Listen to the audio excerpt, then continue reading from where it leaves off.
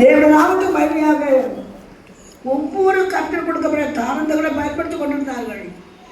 இசைக்கருவியோடு பாடிக்கொண்டு அப்படியே பாடினாங்க, கந்தட்டி பாடுறாங்க. அஞ்ஞான தேவனை விதமான பலவிதமான காரணங்களை தேவன் வெளிப்படுத்தினார்.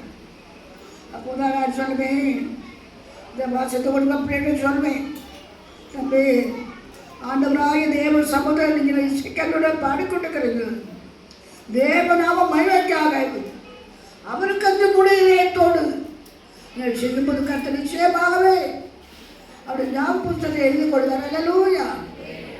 அமிதமான அன்பையும் ஆசீர்வாதமையும் தேவன் தந்ததுக்காக நன்றியோடு நான் தேவனுடைய சமுதாயத்தில் இருக்கேன்.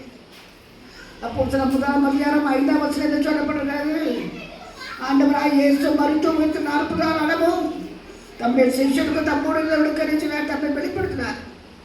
5ஆம் வசனம்